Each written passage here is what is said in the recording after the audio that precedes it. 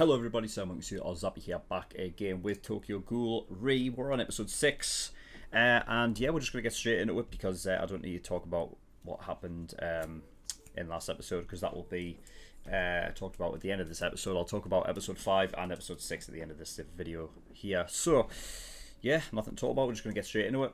Obviously, Tokyo Ghoul's copyrighted, so it's going to be full length timer based, but if you have your reference footage, you can watch the whole thing along with me right now, full length. So I'll count down from 3 to 1, I'll say play. As soon as I say play, hit play, and then you can watch the whole thing and watch the discussion afterwards, okay? So without further ado, here we go. Tokyo Ghoul Re, episode 6, full length, in 3, 2, 1, play. Right. Is he going to release Kaneki or not? I feel like he'll have to fight a fucking SS. There he is.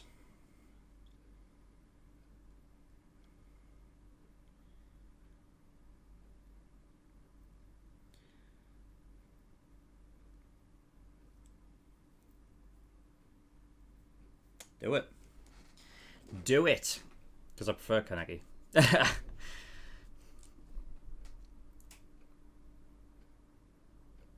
Oh, damn, I'm fucking dragging him up the bloody building.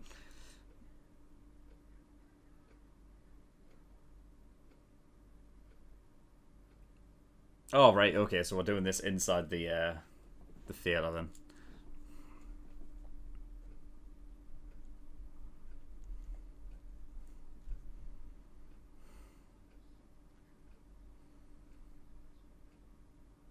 Uh-huh. Okay.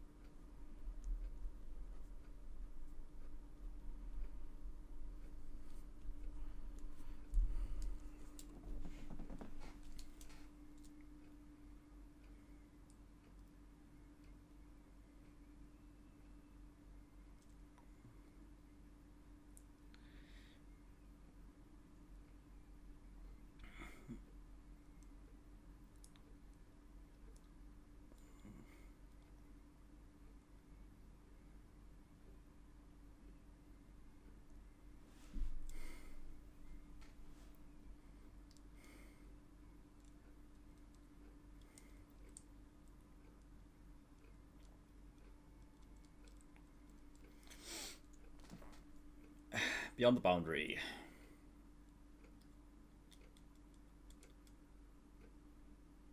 And she's still looking for fucking... for Mutsuki.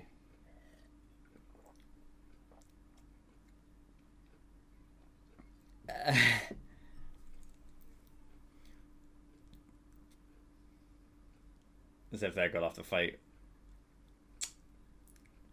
It's mad how she can just plant it places and just have it anywhere.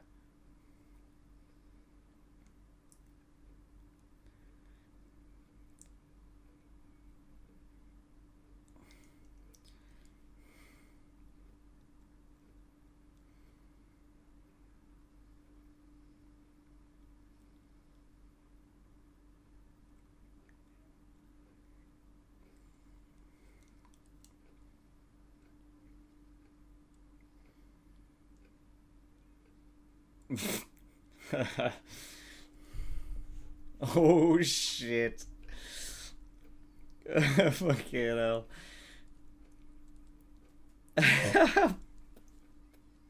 Poor psycho.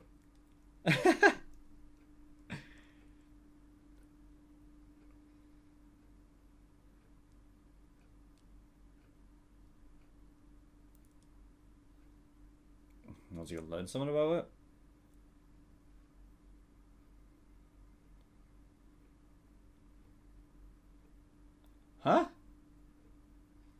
You can sense them?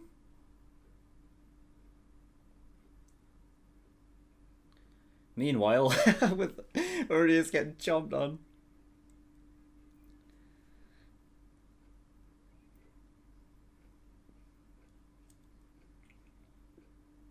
Oh. Who the fuck are these people now?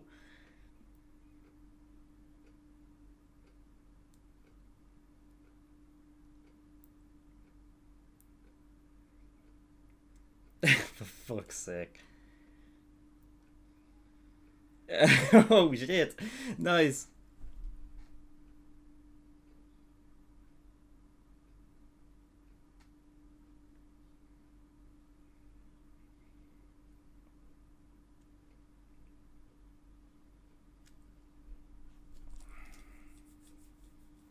Holy shit.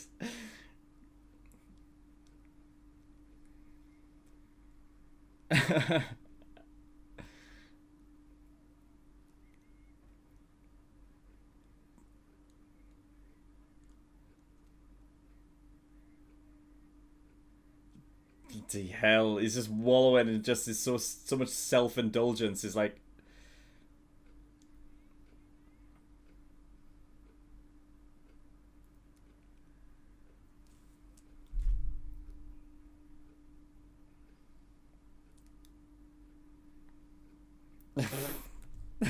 he fucking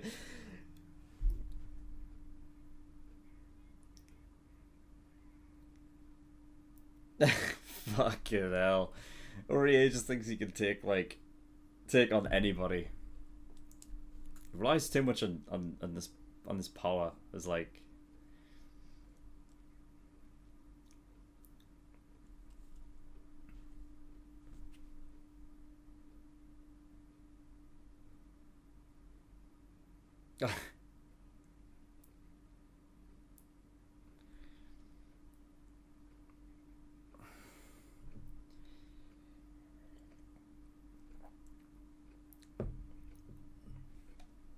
he just hates everyone because he's weak.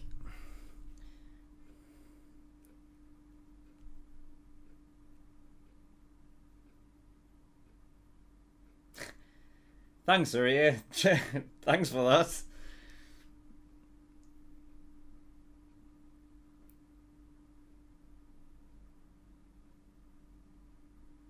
the first time I felt like he's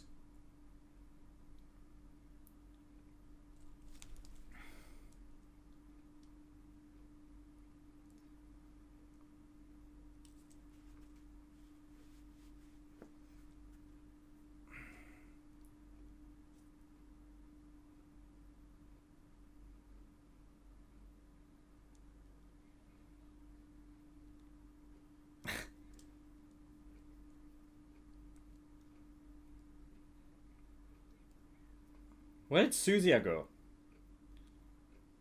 There. He's just asking you shall receive. I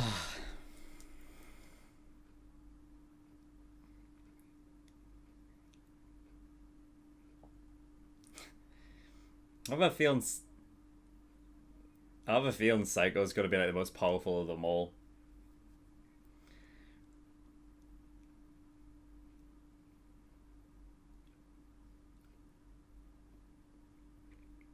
Yep, I figured as much.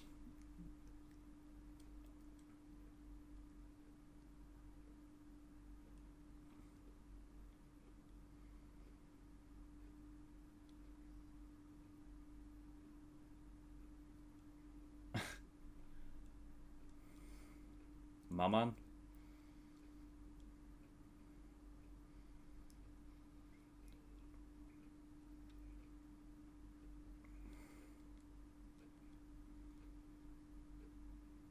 I'm gonna say I use a hammer.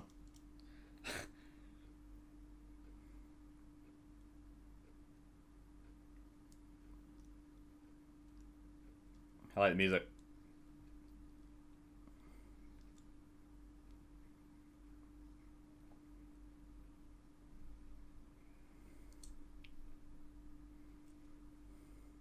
Use it against her. Nice. Still works against herself.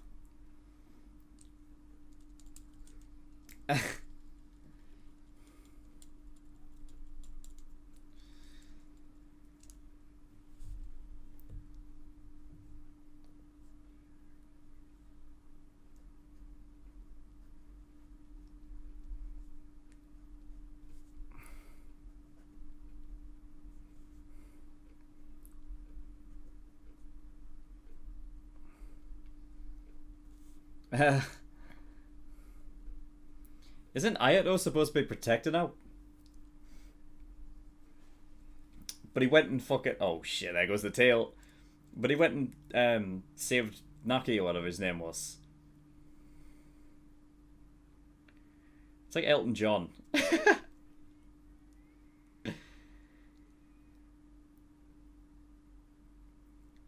His eyes changed in the very last second there. I don't know what that's about. Oh, we're not going to see that. Oh, we're not going to be able to see it, are we?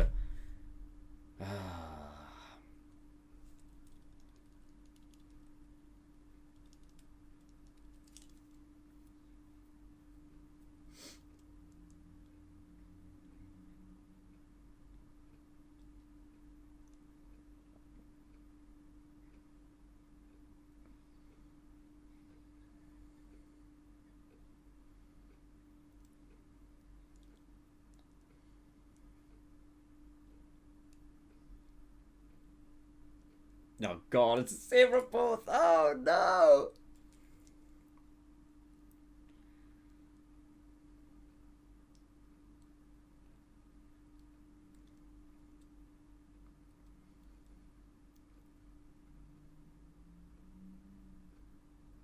Damn.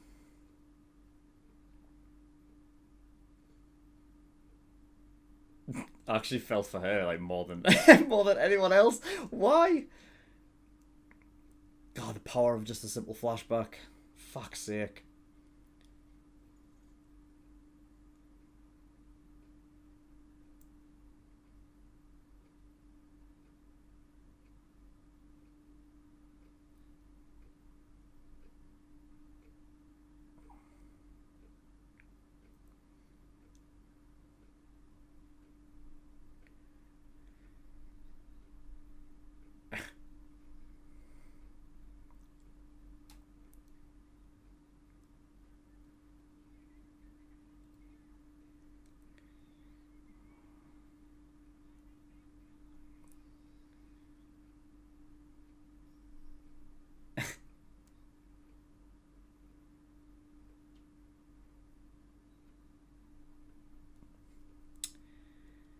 Yep. Big Madama's no more. Gotta let Kaneki out. Let him out.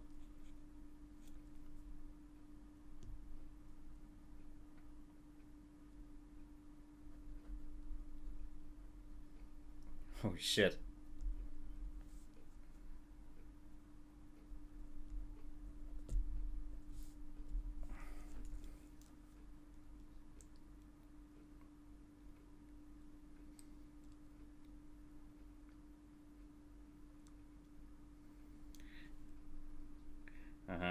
Oh god, yeah, I remember that. The whole thing with the Kiara and Takizawa. I wonder what...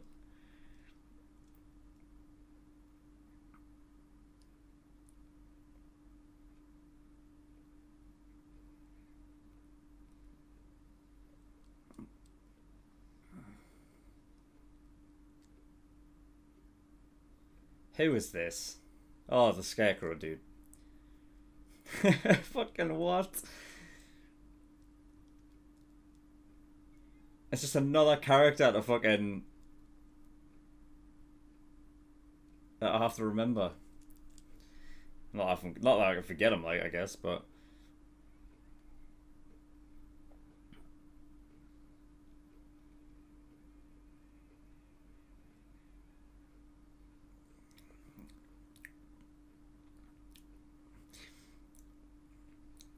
At some point, you're gonna have to let Kaneki out. Come on, fuck.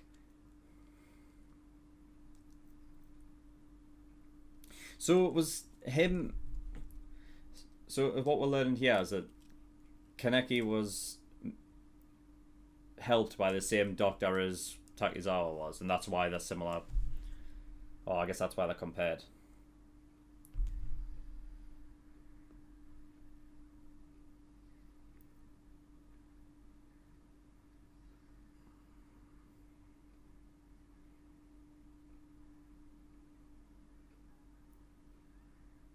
Is that Kaneki? Is that what?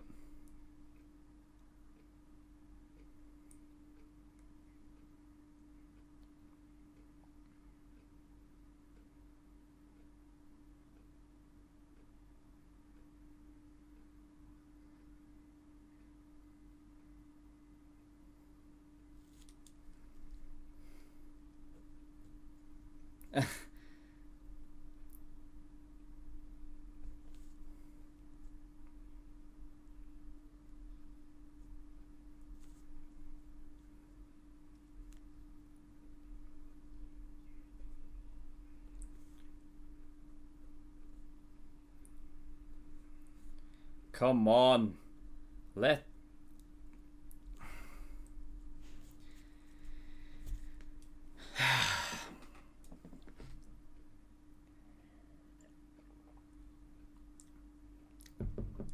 This guy.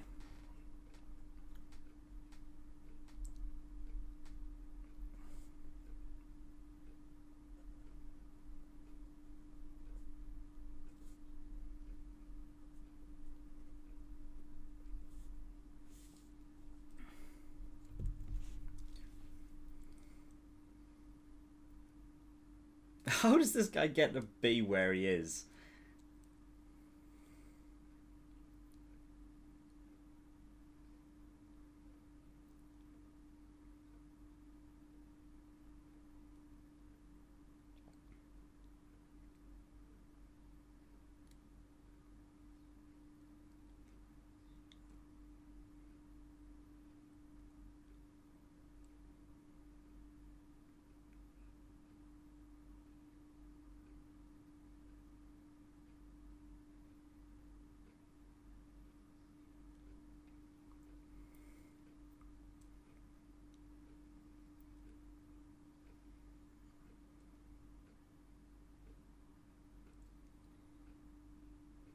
Hinami.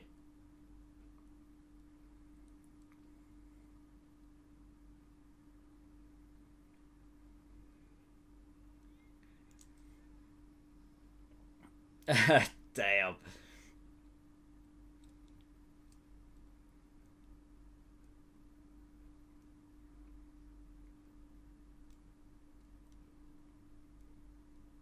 Damn, she looks so different in this art style.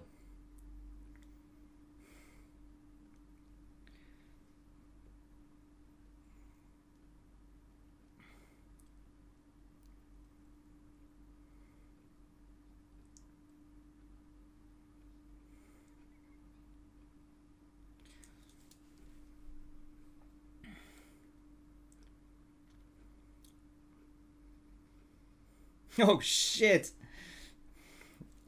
Go on, Hinami. I wonder what rank Hinami is. Or what rating she's at.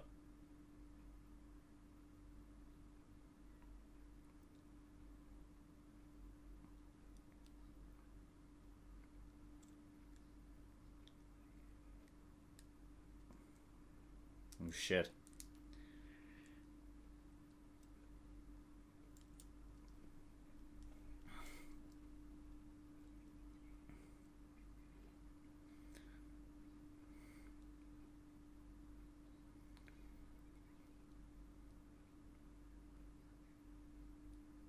Clowns?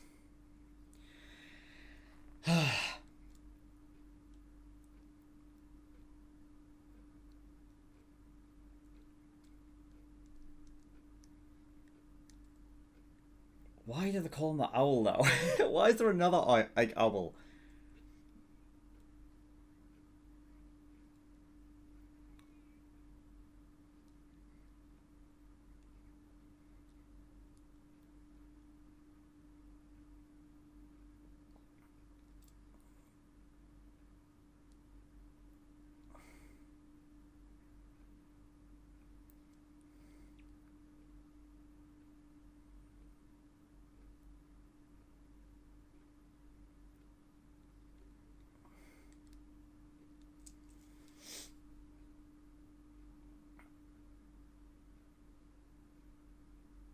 Oh shit.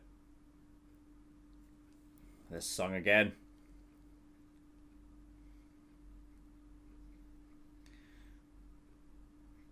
Oh, it's the best fucking...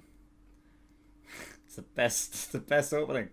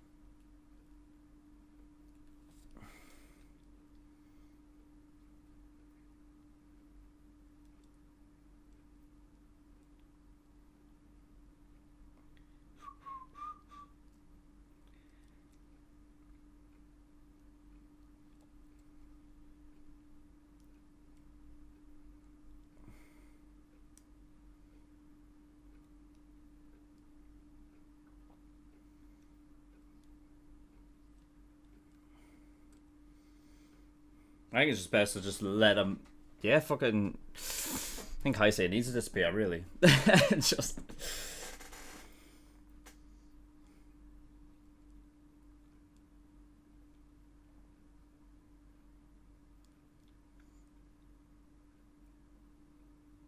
Who's that?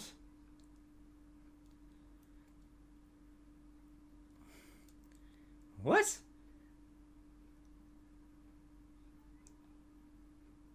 Why is there a little... What?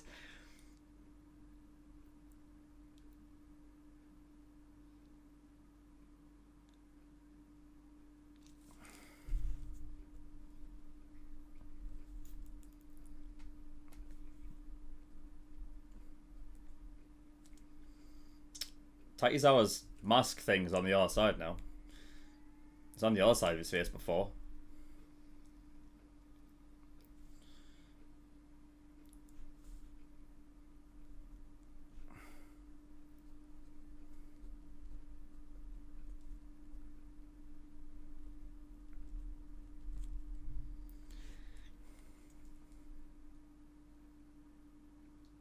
I like how they brought that back. That was the ending of the opening of the first season or whatever. That image. Okay, right. So we'll get started with episode 5. We'll go through that before getting on episode 6. So episode 5. Seemingly, Mutsuki can't control his Ghoul Eye. He seems he can control his sort of Kagane, but his Ghoul Eye never goes away. It's always black and red.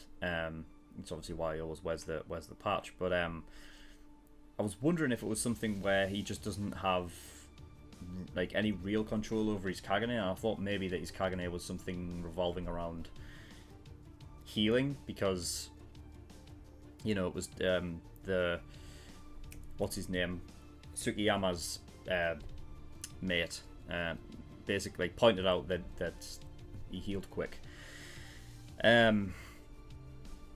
So I thought maybe it had something to do with that. I mean, it still could. I mean, we're going to sort of look at it in the episode that we just watched, episode 6, where it sort of...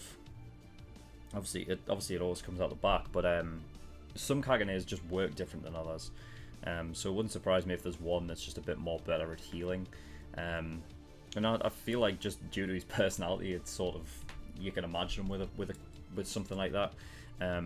Sort of like the medic of the group. I mean, it wouldn't exactly work. I don't think you can like translate it to others. Maybe you can. I don't know. Maybe that's what he was doing there when he was like, obviously he was consoling Urie, but could have been healing him in the same, like, you know, healing him physically and emotionally. But I don't know. But yeah, there was that, and then I did write down, would they not recognise Takizawa? Obviously one of them did. So yeah, so he obviously does look, you know, they can see him, he does look similar.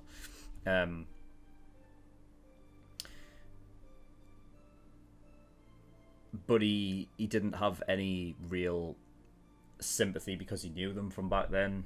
Well, at least not for her, because, you know, probably probably annoyed him a bit, but but that's what I was saying before. Is like his whole personality shifted to like 180. It's completely different. Takizawa was very, at least I remember him, like he still had that sort of child in him. He wasn't like, I don't know, like mature might come off as the wrong word, but you get what I mean. He wasn't as sort of out there. You know what I mean? He wasn't all that kind of crazy. Like he would go back and forth with Akira and whatnot, but you know there wasn't any like real sort of mental outburst. But I guess that's what, you know, becoming a fucking ghoul, going through that shit. I don't know exactly what he went through. The only connection I can really get is that because he's supposed to be so similar to Kaneki, and he was specifically pointed out Dr. Kano was his name. Was that the doctor that originally saved Kaneki's life when Rize attempted to kill him the first time, and then obviously Rize died, and then they kind of fused together? Was that the name of the doctor that saved him? If that's the case, then it's possible that maybe Dr. Kano was the same person that saved Takizawa, but given him like ghoul powers as well. It's possible. And if that's the case, well, I'd imagine that Takizawa's going to be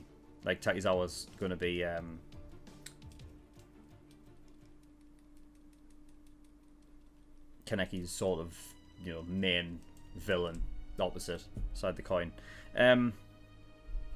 Not Take, because that's someone different. That's the guy who Uda was fighting with, and I don't know what that's about either. Like, that's the thing, is like there seems to be just stuff that obviously is clearly not being talked about, at least in anime anyway. I'm sure it goes through all these different, you know, all these stories from the different perspectives leading up to these moments in the manga, as opposed to kind of just throwing it all in. Because honestly, as of right now, I don't really understand what Uda's point in the show is at this point. You know, in the first season, he was like the mask maker dude, right? He would make the masks for all the ghouls and whatever. And now he's some sort of auctioneer who's with two other, you know, like a kid and a big muscular dude. The muscular dude's probably dead by now, even though it snapped the neck. I don't know if that would work on a ghoul. Like just snapping their neck. I mean, I guess so. I mean, the thing is though, the ghouls can just take so much punishment. It's like what really consists. Like, what's the difference between killing a human versus killing a ghoul? Like, you know, if you want to, you know, lop their head off, which I'm sure Take did to Uda at one point. And then he just, yeah. Uda, I can't remember what Uda's like sort of Kagane is all about. I don't know if it's like a Mirage Kagane where, I don't know.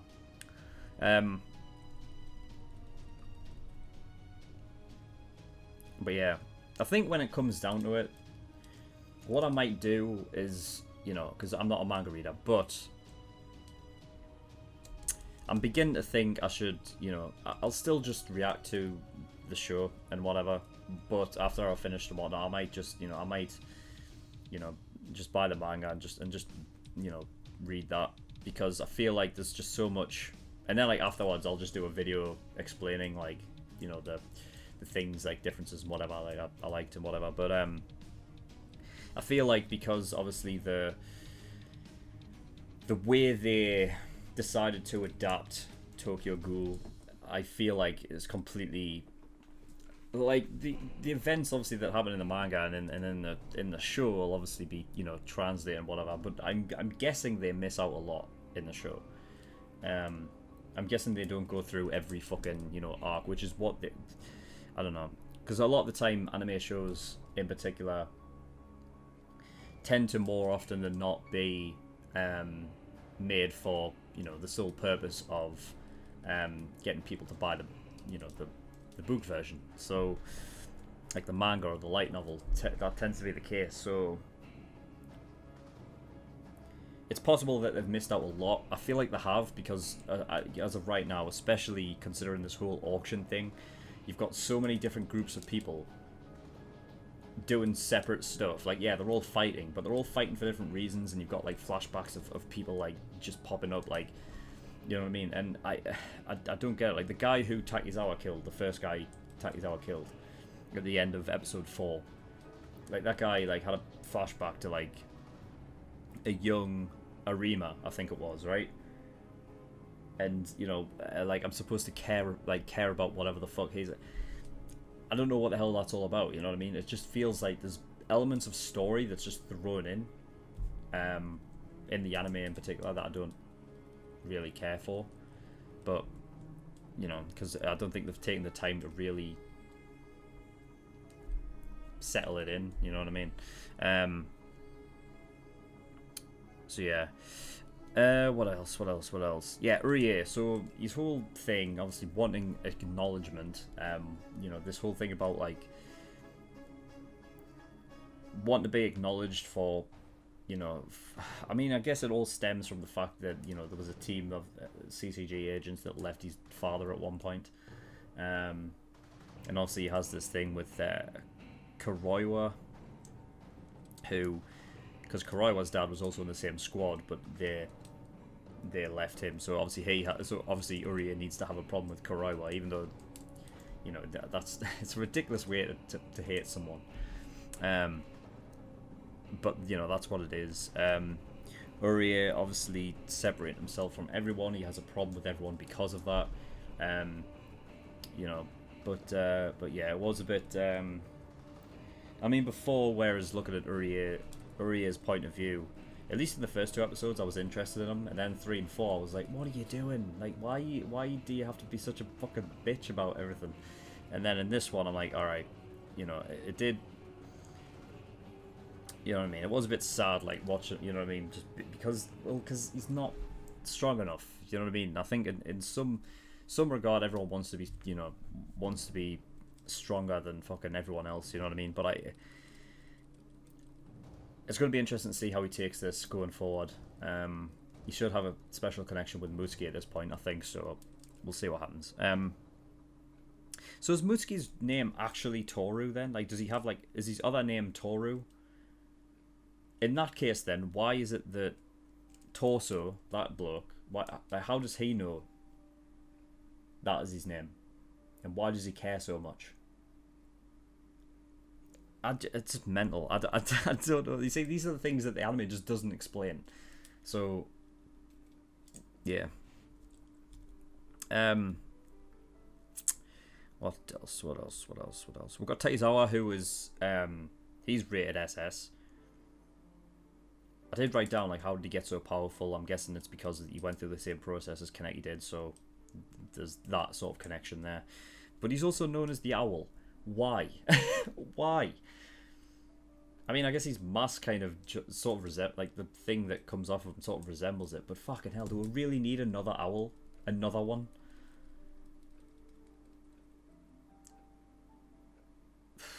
I don't know.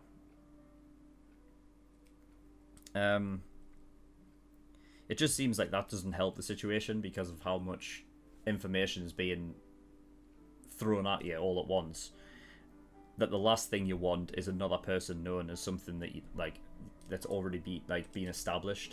There was already a one-eyed owl, and now we've got another owl. It's like, you're just making it more confusing. But it is what it is. But that was episode 5. Episode 6, I wrote down something that I'm not sure I've talked about before, but I find it interesting how, I guess, each ghoul has a sort of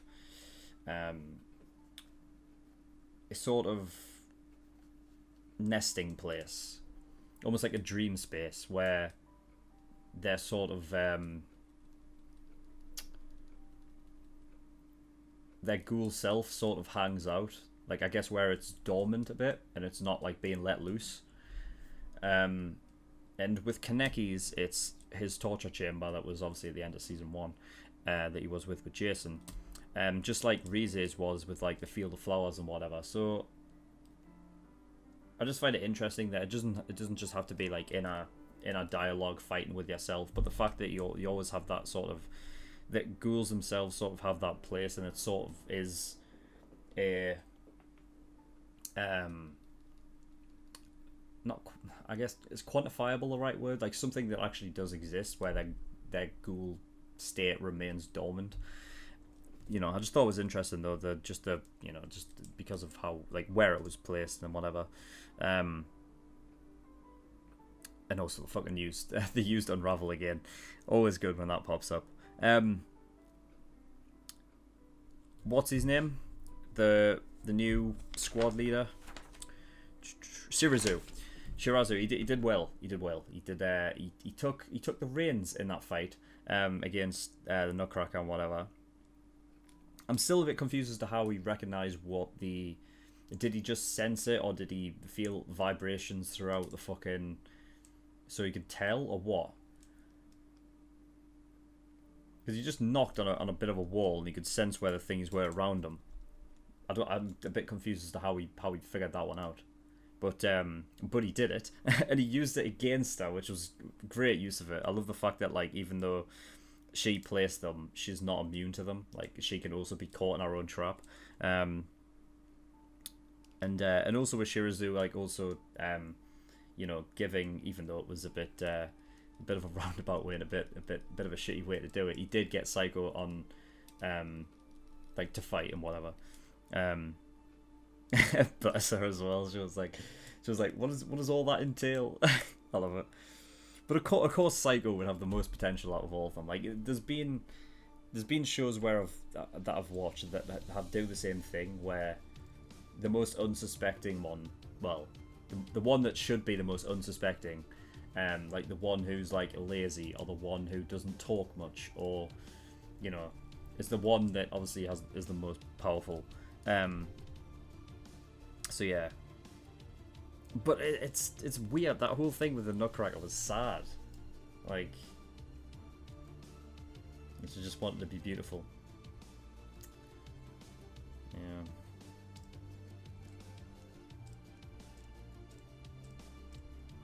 It was a tough one as well, because obviously with Shirazu he was talking about money as well. They were just both sides of the same coin kind of thing.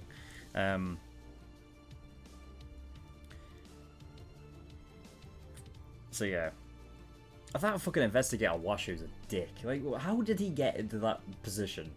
Like, how does anyone just let him do what he does? Like, has no one picked up on this fact yet? Like, he's clearly out for himself. Like, what the fuck? They even said that, like, he's known as a guy who doesn't give a fuck about others. So, yeah, I don't know how he's in that position, to be honest. But yeah. Talking about, like, the dream ghoul space or whatever from before, what was the little Kaneki all about? What was that about? Well, first of all, it wasn't a little Kaneki, because a little Kaneki didn't have white hair at that point. He had black hair. So is that Kaneki just playing games with him and forcing himself out, like trying to get Heisei's heartstrings of it and being like, please don't let me go? And that way he can sort of manipulate him to get himself out. That's the only thing I can think of.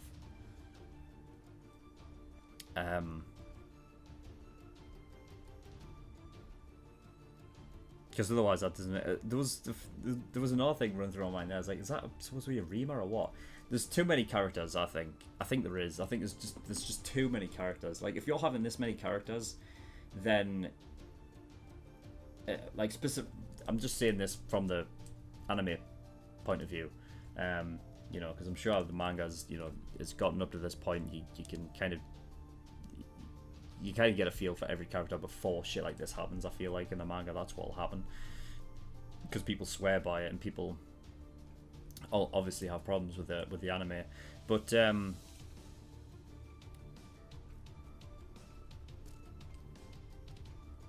I feel like there's just way too many characters thrown in the anime itself.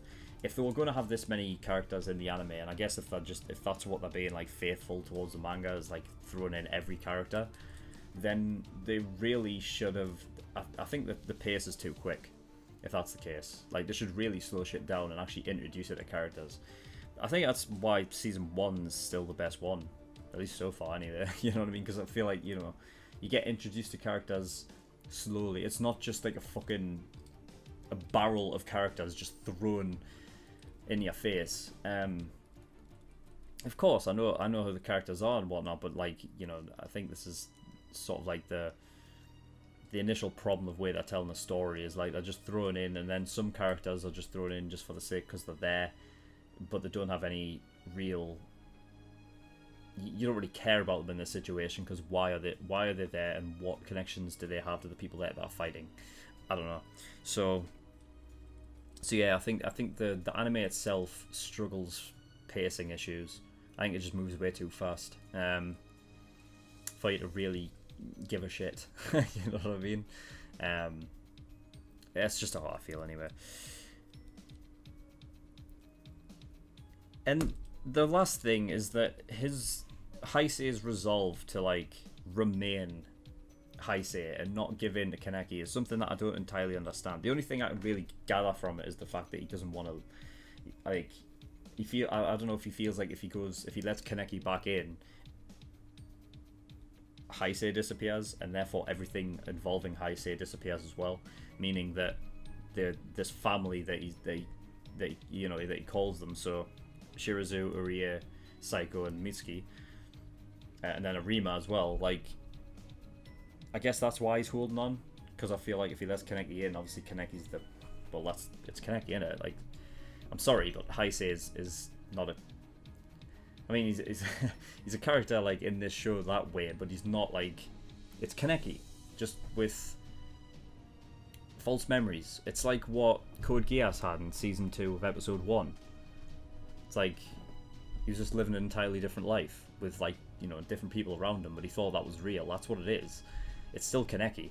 You know what I mean? So it's just interesting because I feel like Kaneki's memories, like from before, like with Toga and Hanami and all of that, are still there. They're still able to come out, right?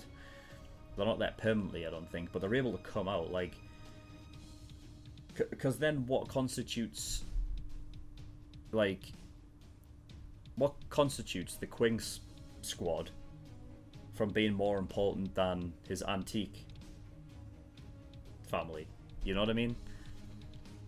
So it's quite clear that, like, Heisei obviously has the, like, him as that person, I guess, has more of a connection to the Quig squad, because, you know, Kaneki's memories aren't all there. I think there's some bits missing, you know, shit that, you know, he can't grab. I don't know.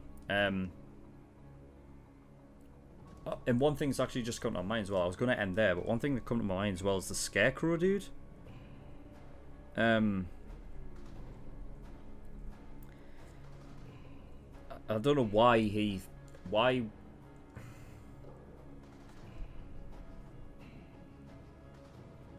was he trying to get people to go help Kaneki or what? Because I don't know what his job was. Like, he basically went into like the sort of like the audio room or whatever and played what was happening in the theater throughout the speakers.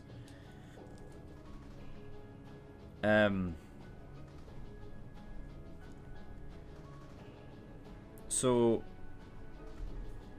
hold on, I'm just writing this down here.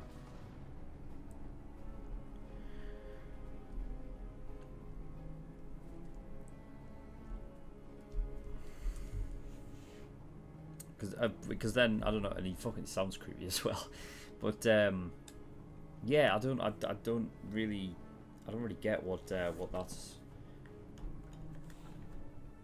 his sort of deal is, because I don't understand why else he would play it throughout the.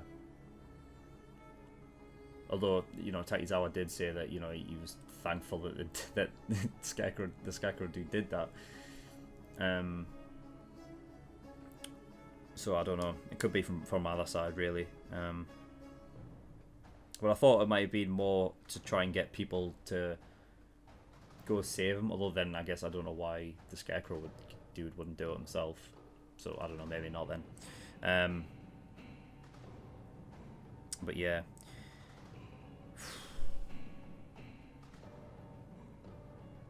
Anyway, yeah. I think that is all I really need to talk about. Again, it's sort of like, I think it's probably at its, you know, it's probably because we're still, or we were still in and around this auction thing, that it's so chaotic and whatever. So it'll be, I think it'll probably change after, probably next episode. We'll probably be away from it, and it'll be able to slow the pace down a bit, because I think I prefer it like that. You know what I mean? I hate it when things are coming at you a million miles an hour, because I can't, you know, especially when it hasn't.